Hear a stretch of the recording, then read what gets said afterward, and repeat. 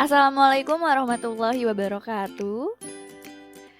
Halo anak-anak hebat yang ibu banggakan. Semoga dimanapun kamu berada dalam keadaan sehat walafiat. Pada video kali ini, kita akan membahas mengenai bangkit dari bullying. Bullying. Coba deh kamu ingat-ingat lagi, atau bahkan di saat kamu lagi nonton video ini sekarang, pernah gak sih kamu mengalami namanya bullying? Dikata-katain temen lah, disebarin rumor yang gak bener lah, dikucilkan, bahkan sampai ngedapetin perlakuan yang tidak enak secara fisik, kayak ditendang, dihajar segeng, ditonjok, atau kekerasan lainnya. Kalau pernah ngerasain itu semua, gimana sih perasaan kamu? Mungkin jadinya ada yang ngerasa malu atau sakit hati atau juga merasa terintimidasi. Nah, misalnya kamu merasakan semua perasaan itu, apakah kamu merasa nyaman di tempat kamu dapetin bullying? Kamu mungkin merasa kamu gak ada harga dirinya di sana, ngerasa gak berdaya, ngerasa gak bisa apa-apa. Sekarang pertanyaannya gini, gimana sih caranya supaya kamu bisa melanjutkan hidup kamu dengan baik meskipun kamu mendapatkan pengalaman bullying? Nah, hal pertama yang harus kamu pahami dulu adalah, apa sih bullying itu? Bullying mungkin udah familiar nih buat beberapa orang. Bullying itu berarti segala perilaku yang merugikan, mengintimidasi, bahkan menyakiti orang lain, yang dilakukan dengan sengaja dan juga secara berulang-ulang. Next, kenapa sih bullying bisa terjadi? Ternyata banyak banget loh faktornya. Faktor pertama adalah faktor keluarga. Keluarga cenderung sering dihubungkan dengan kasus bullying yang pernah terjadi. Mulai dari minimnya pengawasan orang tua, hubungan orang tua yang kurang harmonis, kurangnya komunikasi dalam keluarga, sampai kekerasan yang dilakukan orang tua kepada anaknya. Si anak bisa jadi ngerasa gak nyaman di rumah, dan itu berpeluang buat dia melampiaskan rasa gak nyamannya ini ke orang lain dalam bentuk perilaku bullying. Faktor yang kedua adalah faktor lingkungan. Faktor lingkungan ini maksudnya ngomongin pengawasan.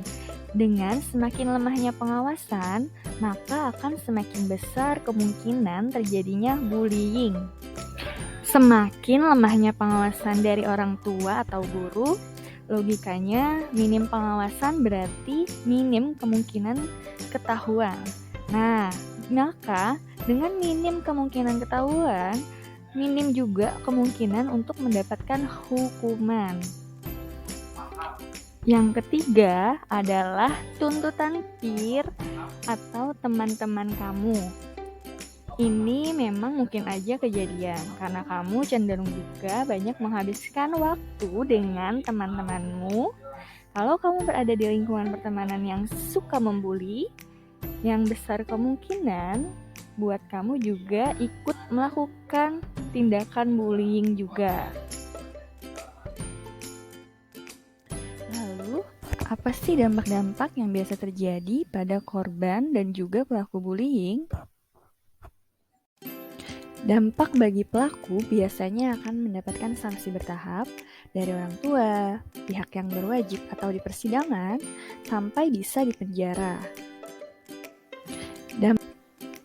Dampak bagi korban yaitu sering bolos sekolah, mudah emosi atau labil, sering terlihat ada luka atau lebam, atau bahkan yang lebih parah bisa bunuh diri. Tapi bukan berarti korban bullying juga tidak bisa bangkit dan menjalani hidup mereka menjadi lebih baik. Terus, bagaimana caranya supaya perasaan-perasaan enak itu bisa hilang dan bisa move on untuk melanjutkan hidup menjadi lebih baik? Tips yang pertama yaitu mengkomunikasikan ke orang terdekat.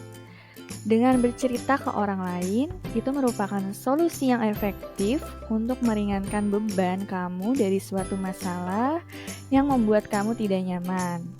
Dengan bercerita, maka kamu akan bisa menjadi lega dan juga bisa meringankan beban dari masalah kamu.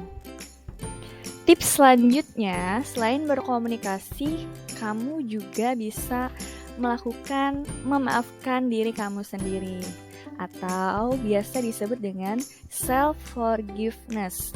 Self-forgiveness ini berperan penting loh dalam menentukan kualitas kehidupan kamu yang mempunyai pengalaman pahit termasuk bullying. Dengan memaafkan diri sendiri, maka kamu akan bisa menerima diri sendiri dan juga berdamai dengan keadaan, sehingga kamu tidak berfokus pada kekurangan yang kamu miliki, tapi bisa melihat sisi positif dari diri kamu dan juga bisa melihat kelebihan-kelebihan yang kamu miliki. Nah, jadi gimana? Sekarang sudah lebih paham kan tentang bullying dan cara move on dari pengalaman yang gak enak itu. Semoga video ini dapat bermanfaat. Kurang lebihnya mohon maaf. Wassalamualaikum warahmatullahi wabarakatuh.